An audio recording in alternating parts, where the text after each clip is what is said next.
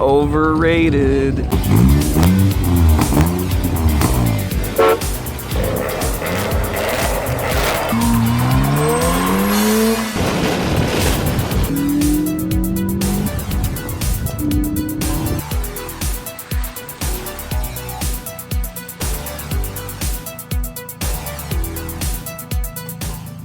Hey guys, it's ERBOI, and today we're at the Oklahoma City Auto Show because I still haven't gotten enough sponsorships yet to go to Geneva. So this is what we got. So basically they combine their cars and coffee with the full auto show. So we get some interesting cars here, like this C4 Corvette. And of course, since cars and coffee is included, it means we get some ridiculous things like this pickup. So parachute, drag radials, fuel cell, that interior.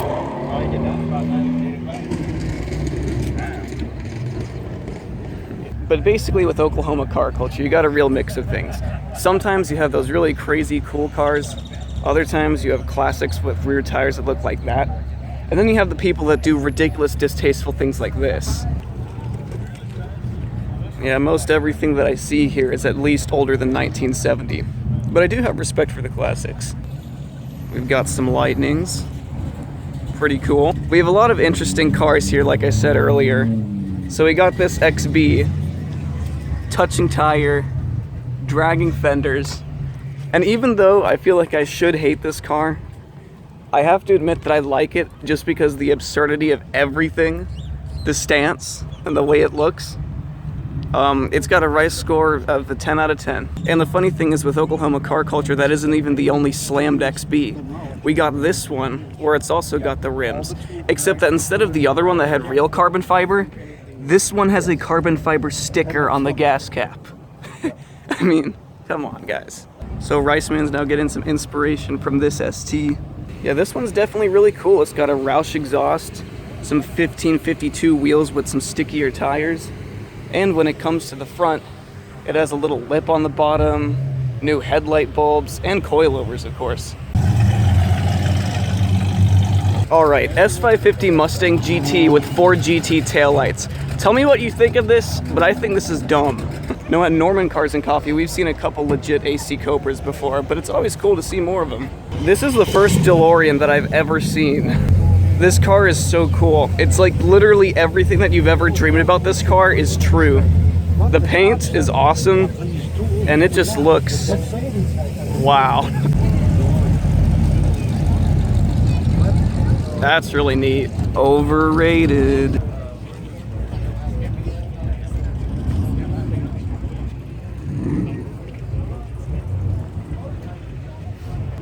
Lemonade stand. And yep, that's a real Testarossa. We got a Sonic. Watch out, everyone, because it's got to go fast.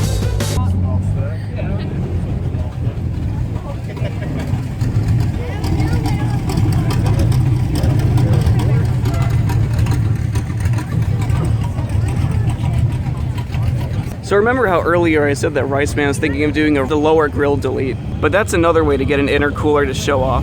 Oh, hey look guys, it's only the best front wheel drive car ever made according to people who have no taste. Yeah, I still think the styling is kind of overdone, but at the same time I like it. I just don't like the back of it. The back's just not good.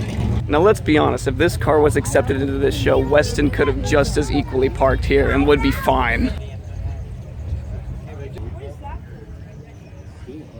This right here is a true muscle car. I love these cars so much. Oklahoma car culture. Big Wang Gang. Oklahoma car culture.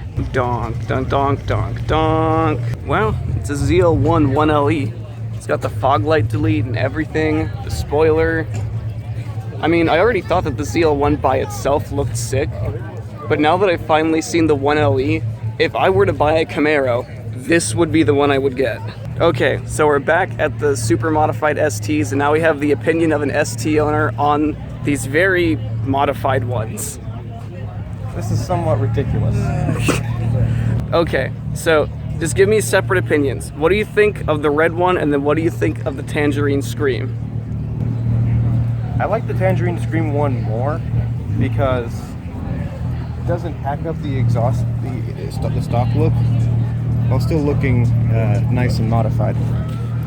I like the aerodynamics on it, the aero stuff. Well, now we're in the actual building looking at the actual show. Let's see if there's anything good.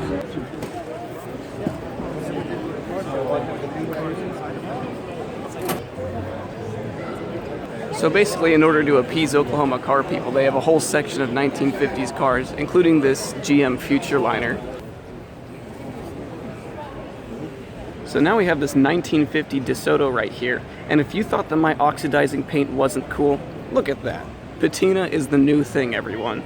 So if you guys know your Corvette history, the original Corvette actually only came with a 6-cylinder, and 1955 was the first year that it actually had a V8.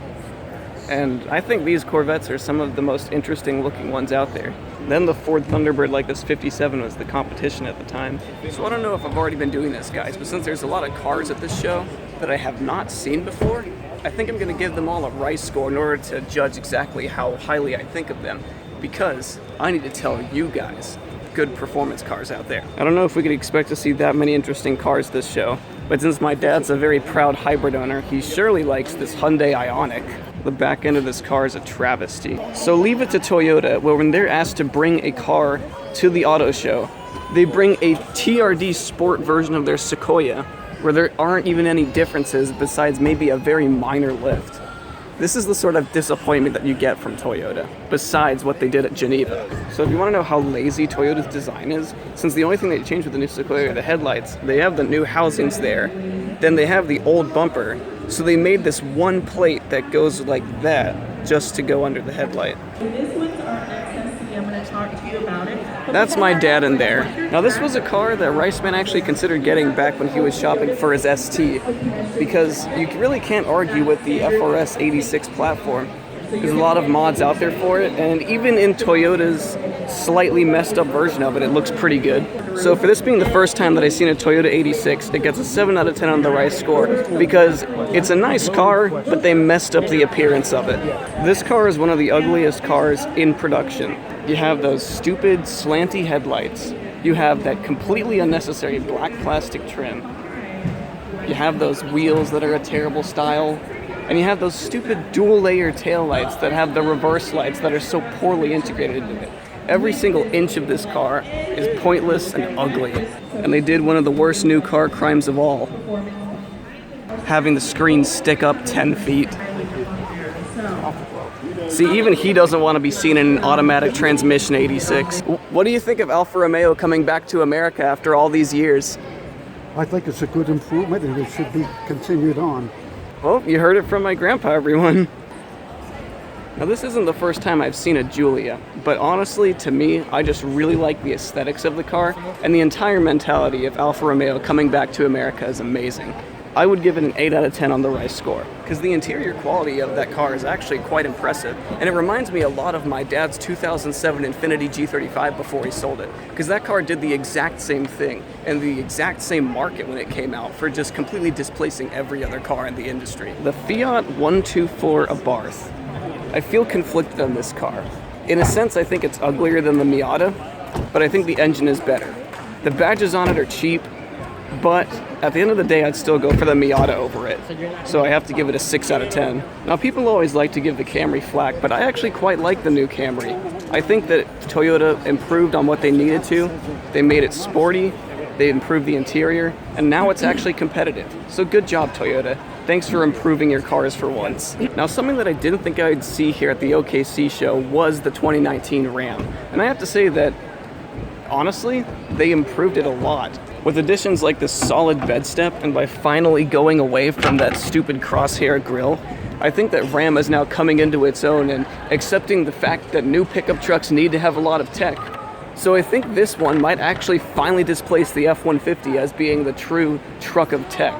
Because if you could see that interior and that screen, that's really impressive for a normal truck. So there's a ZL1 1LE that's here too.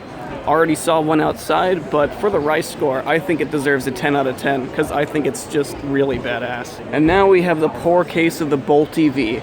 The car that can do just about everything that the Tesla Model 3 can, but constantly gets no credit for it just because it looks weird. They're their little Bolt. And then there's basically a clone of my dad's car in here.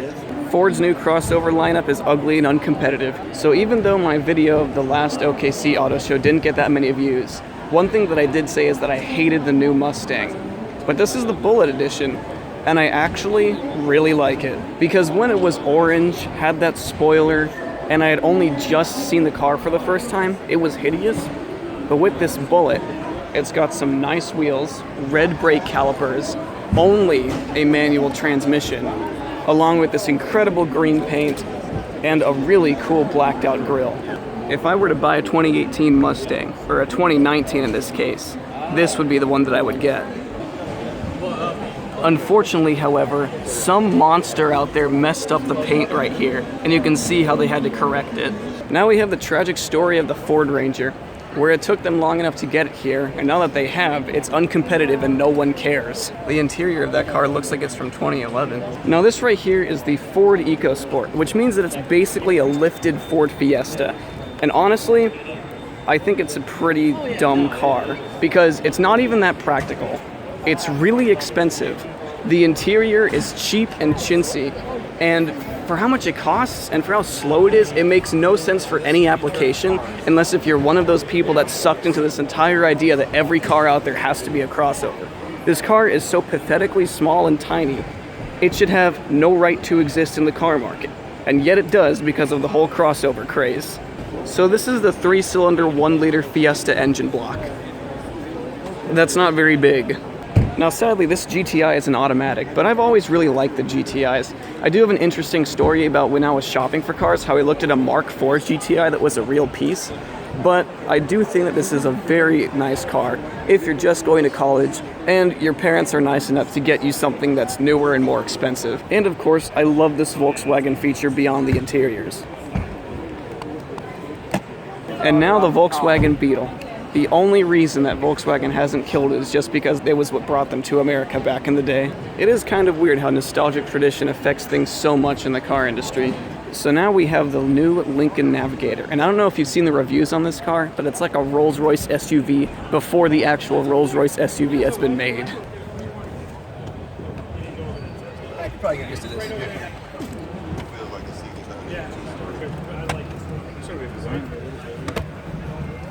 Now I can enjoy my rear seat entertainment as I have my own climate-controlled and additional screen. So here we have the WRX STI, a motor that's 20 years old with a kind of new car surrounding it. Subaru now doing what owners would do, except from the factory. I hate this trend. The Lexus LC500 deserves a 9 of a Rice score because this car is beautiful and represents what can happen if Lexus actually puts their mind to making a car that looks nice and drives excellent. It would just be cool if it had a manual because this is designed to be a competitor to Aston Martin but cheaper. And part of competing against Aston Martin means offering a manual. I also have to admit I feel the same way about the new LS. I think Lexus is really coming onto its own with its brand new models. So this is the AMG GTR Roadster. And now last year I did see an AMG GTS and I really like the way that car looks. And I have to admit, while the performance of the AMG GTR is unbeatable, I honestly don't like the grille. I know the grille is a part of Mercedes racing heritage, but every single line on this car goes to the back of the car. Like look at the grills, look at the hood strakes. Every single line goes to the back of the car. And then with the grille, the lines go up and down. It completely doesn't match the car in my opinion. And if it weren't for that, I would really like this car a lot more. So, with being the only person in the world to not like the grille of the AMG GTR, I would have to give this car a 7 on the Rice score. So now we're on to BMW with the X2, and I have a bone to pick with this car. You see that badge on the rear pillar? The last car BMW did that to was their M1 race car. And what did they bring that trait back on? A crossover. That's the problem with the modern car industry. This car doesn't even look good. That X2 just doesn't look right. For the first time ever, I actually liked Lexus more than BMW this show, because the only real sports car that BMW brought was an i8. And don't get me wrong, the i8's nice, but it's a little old. Aren't there any M cars that you could bring instead of your boring, barely updated lineup? Rest in peace, Hoobie's Garage NSX. You will be missed. And this 458 looks amazing. You can never go wrong with that Pininfarina design. And something that I think is funny is that there's multiple GTRs here, including this one, which is a 2017, that are owner-provided cars, and yet Nissan themselves, their panel here, didn't even have a 350Z. They just had Titans, a base Altima, base Sentra, a Maxima. I'm literally wearing a GTR shirt right now, and I have to admit that Nissan has by far had the worst panel at this auto show. I mean, it's even worse than this Ghibli right here. And then we finish off the owner-provided cars with a Gallardo and an R8. I don't know what I like more, the carbon fiber side strake or those nice three-piece wheels. Now, I forgot to mention this on my way in, but this is actually the new Wrangler. And I have to say, even though it looked weird in pictures with the steeper windshield and everything, it looks quite nice. They did a good restyling of everything. They put in a lot of new technology and infotainment features, and the interior is actually pretty high quality. America. So basically, a consensus of this auto show, there's a fair amount of interesting new cars, but to be honest, it wasn't as good as I thought it was going to be. There were some panels that were really bad, like the Nissan panel that I already told you about. Also, Acura was really bad. And even though there were some new cars from Honda, they didn't even have a Type R or anything that was interesting there. Not even a Civic Si. I mean, even my local dealership has one of those. But with that all being said, that's your look into the OKC Auto Show and my very opinionated thoughts of it. So as always, thanks for watching, and peace out.